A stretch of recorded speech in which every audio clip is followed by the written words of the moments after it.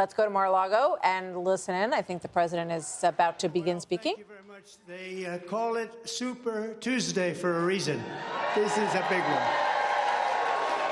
And they tell me, the pundits and otherwise, that there's never been one like this. There's never been anything so conclusive. This was an amazing night, an amazing day. It's been an incredible period of time in our country's history. It's been sad in so many ways, but I think it's going to be inspiring because we're going to do something that, frankly, nobody's been able to do for a long time.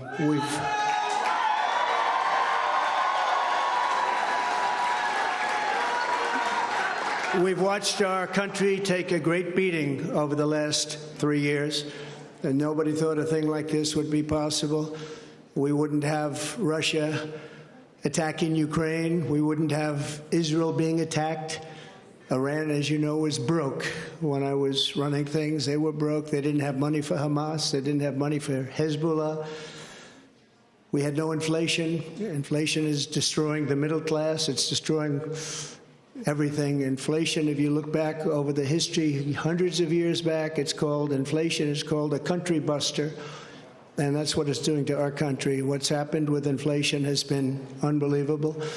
A lot of people say, a lot of experts have said the stock market's the only thing that's doing well, and that's doing well because our poll numbers are so much higher than Joe Biden's.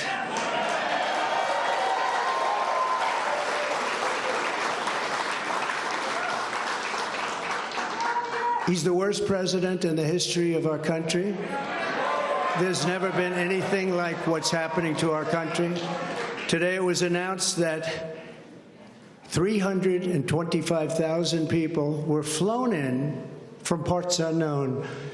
Migrants were flown in, airplane, not going through borders, not going through that great Texas barrier that I was with the governor of Texas, Greg Abbott, the other day, and we were looking at the job they're doing. But in the meantime, they're pouring into California and they're pouring into Arizona because those governors aren't doing anything. They're doing nothing. But today it was just announced before I came out. It was unbelievable. I said, that must be a mistake. They flew 325,000 migrants, flew them in over the borders into our country. So that really tells you where they're coming from. They want open borders, and open borders are going to destroy our country. We need borders and we need free and fair elections, or we don't have a country. This is an incredible group of people, so many celebrities that I'm not going to introduce any because I'm just going to get myself in trouble if I do that, because I'll leave out most of you. But this is a room chock full of incredible, talented people, like some of the guys standing right in front of me, right? Big, big futures, big, fat, beautiful futures. Oh, I'd love to be your age. I'd pay you a lot of money to be your age. But we have some tremendously talented people in this room, including tremendously talented political people that have helped me right from the beginning. We had the safest border in the history of our country. We built 571 miles of wall. We had Mexico supply us with 28,000 soldiers because we wanted them, that's why. And they said, we won't do that. I said, yes, you will, you will. And in the end, they did. It was an easy negotiation, but we had the safest border, the best numbers we've ever had, and now we have the worst numbers probably in the history of the world. It's sad to see what's happening to our cities. Our cities are being overrun with migrant crime, and that's Biden migrant crime.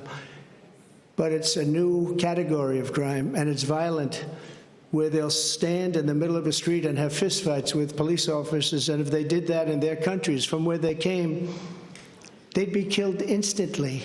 They wouldn't do that. So the world is laughing at us. The world is taking advantage of us. 3 years ago, we were at a level, we were energy independent. We were going to be very shortly energy dominant, and today we're getting oil from Venezuela. Can you believe it? And we're doing numbers on that oil. You know what we're doing? We're refining the oil. We have our refinery for that oil. It's really, I call it tar. It's not oil. It's terrible. We have real stuff.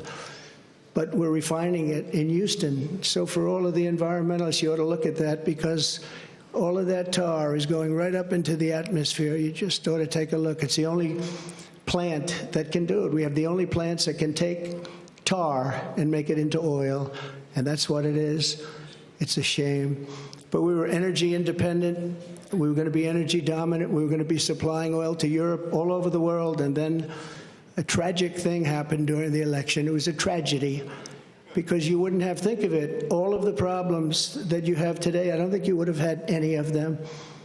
You'd only have success, and that's what's ultimately going to unify this country and unify this party. We have a great Republican Party with tremendous talent, and we want to have unity, and we're going to have unity, and it's going to happen very quickly. And I've been saying lately, success will bring unity to our country, and it happened before. We had the best economy our country's ever had, and people were calling me that I would have said will never happen. It'll never happen. They wanted to get together African American, Asian American, Hispanic American, women, men, people with diplomas from the best schools in the world, and people that didn't graduate from high school. Every single group was doing better than ever before. And it was a beautiful thing. Our country was coming together. Our country was coming together. And now we have a very divided country. We have a country that a political person uses weaponization against his political opponent. Never happened here. It happens in other countries, but they're third world countries. And in some ways, we're a third world country. We're a third world country at our borders, and we're a third world country at our elections. And we have to stop that.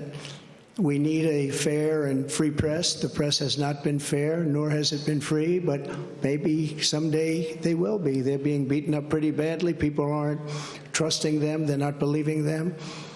And really, it's a very important factor. The press used to be the policeman. It used to police our country. Now nobody has confidence in them, and we have to get that confidence back. It's so important for the success of our country. So important.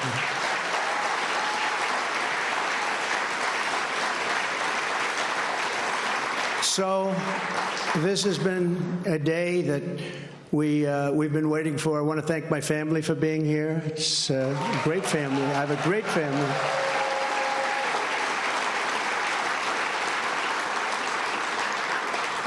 They've had it very easy since I decided to run for politics. They say, thanks a lot, Dad, we appreciate it. But they're strong, and they're very capable people, and they love the country. They really do love the country, and we appreciate it. And I want to thank everybody, my staff, Susie, Chris, incredible job. Incredible job you're doing.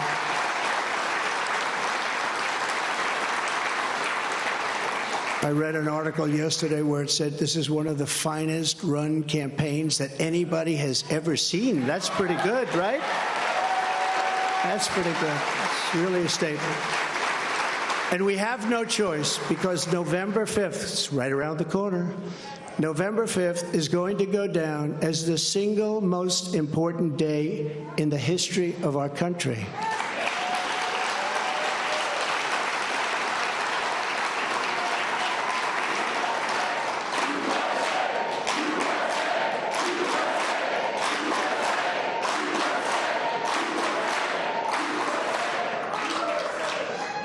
We're going to take it, and we're going to make it like it should be, respected. Right now, we're not respected. Right now, our country is known as a joke.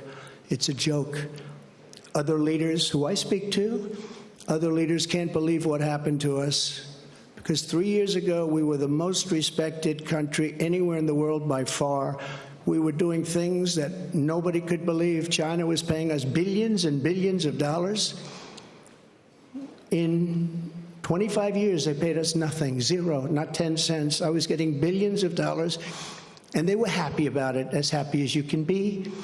Of course, maybe there's reasons for things having happened, but they were not so happy with certain things, I guess, based on things that took place. But we were getting along with everybody. We were getting along, and we were respected by everybody. We had no wars. Remember when I had the debate with Hillary Clinton? She said, look at him, look at that personality. He's going to cause wars. I said, no, my personality is going to keep us out of wars, and that's what happened.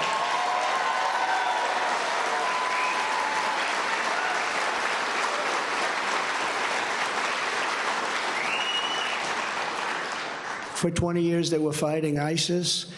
I defeated ISIS in 4 weeks. I got rid of ISIS. 100% of the ISIS caliphate. And we had no wars, and we stopped wars. We weren't getting along with a lot of countries. All of a sudden, North Korea, which is a serious nuclear power, but North Korea came along. Kim Jong-un, we got along very well. We got along very well with China until COVID. That was a little bit too much, as far as I was concerned. That was too much. Couldn't take that one. But we made a trade deal with China that I don't even talk about. $50 billion a year in product they bought from our farmers, our manufacturers.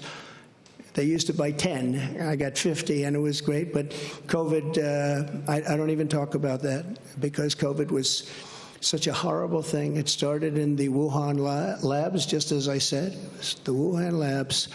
And it came out, I believe, through incompetence. I believe it was incompetence. Some people think it wasn't, but I believe it was.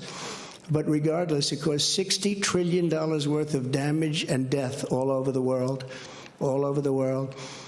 And we did a fantastic job on that. We never got credit for that. Unbelievable job on that. We came up with things that nobody thought was possible. Don't forget, when it came in, nobody had an idea what it was. They didn't even use the word pandemic. Nobody had an idea. But we did a fantastic job. And we got a lot of credit for the economy, a lot of credit for our foreign policy. I think credit like nobody, very few people have gotten. And the press was very honest about it. They give us very high marks on foreign policy, the Abraham Accords, so many different things we did. But we never got the kind of due that we should have for the COVID, or as I call it affectionately, the Chinese virus, the China virus, which is a much more accurate term. And despite that, the stock market, when we turned it over, the stock market was higher than it was prior to COVID coming in. It was an amazing thing. We did an amazing job, and we have so many people that worked on that, so many of the doctors, so many of the scientists that worked with us on that. It was really, really something. But there's never been an administration that had more success in so many different elements. We got the largest tax cuts in history. We have the largest regulation cuts in history. We rebuilt our military. And what happened, we rebuilt our entire military, and beautiful. We had jet fighters that were 53 years old, and we had all brand new jet fighters. And then after this other group of people that didn't know what they were doing, they took over, and we had that horrible surrender in Afghanistan. I call it a surrender. We took the soldiers out first. You know, I dealt with the leaders of the Taliban in Afghanistan. They were the ones that were causing the trouble. The press was very angry because they said, "Why are you calling them?" I said, "Because that's where the problem is." I say oftentimes, they asked Jesse James, "Jesse, why do you rob banks?" He said, "Because that's where the money is." And I said, that's where the problem is with the Taliban. And I spoke to Abdul. He's still the leader. Believe it or not, he's really the leader of Afghanistan, but he's the leader of the Taliban, a rough group. I say, don't ever shoot our soldiers again. Don't ever do it. Very interesting what happened is that, we were having, during the Obama administration, previously, they were shooting a lot of our soldiers, and I let them know. I said, don't ever, ever let that happen. I said in a rather nasty fashion. We don't have to go into it tonight. For 18 months, we lost nobody in Afghanistan, and then we had that horrible, horrible withdrawal where we lost 13 soldiers, 38 horribly wounded, left Americans behind. You know, you have Americans right now still behind. Call them hostages if you like. It was a terrible moment. We left $85 billion worth of brand new, beautiful equipment behind, jets and tanks and everything you couldn't think of, goggles, night goggles. They didn't used to fight. They're good fighters. They didn't used to fight at night. But now they do because they have goggles. They have better goggles than we have. So I just want to tell you that led to a lot of bad things. And now the worst things are happening. The things that are happening now are unthinkable. and they're unthinkable at the border. We have millions of people invading our country. This is an invasion. This is the worst invasion probably. We've never had anything like it. No country has ever had anything like it. The number today could be 15 million people. And they're coming from rough places and dangerous places. And we had that shut down. We had everything going so beautifully. When Joe Biden goes to the beach, because somebody on his staff thinks he looks very good in a bathing suit, until he can't get his feet out of the sand or lift the chair, which weighs about 9 ounces. Joe Biden, if he would have just left everything alone, he could have gone to the beach. He would have had a tremendous success at the border and elsewhere. So we're going to take back our country. We're going to make sure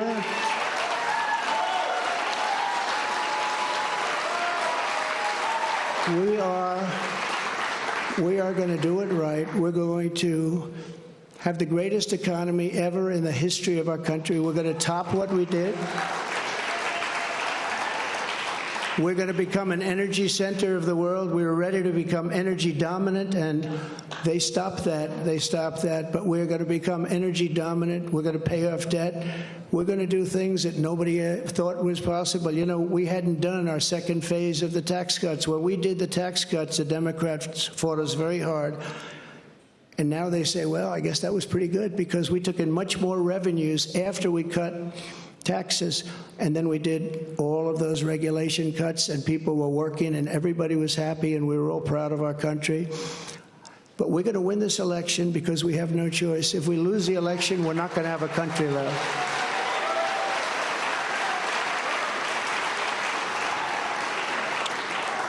And we're going to do something. Thank you very much. We love you too. And we love our country. And we can't let this magnificent, some people call it an experiment. I don't call it an experiment. I just say this is a magnificent place, a magnificent country. And it's so sad to see how far it's come and gone. When you look at the depths of where it's gone, we can't let that happen. We're going to straighten it out. We're going to close our borders. We're going to drill, baby, drill. We're going to get the inflation down. And we are going to make our country greater than ever before. And we're going to do it quickly. We're going to do it quickly. It's going to go fast. We have to get the criminals out. We have many, many criminals that have entered our country. We have people coming in from such bad places, and we're going to have to get them out. We have murderers that are being deposited into our country. We have drug dealers at the biggest and highest levels that are coming into our country. We have people coming into our country that just shouldn't be here. But many, and I say many, large percentages, they come in through the caravans. They come in many different ways. Now we find out again, they come in through airplanes. We'll send them in. This is crazy. But they come into our country, we're going to stop them. We're going to close our borders. We're going to have to deport a lot of people, a lot of bad people, because our countries can't live like this. Our cities are choking to death. Our states are dying. And frankly, our country is dying. And we're going to make America great again, greater than ever before. Thank you very much. It's been a big night. Thank you very much. Thank you. Hey, Sean Hannity here. Hey, click here to subscribe to Fox News YouTube page and catch our hottest interviews and most compelling analysis. You will not get it anywhere else.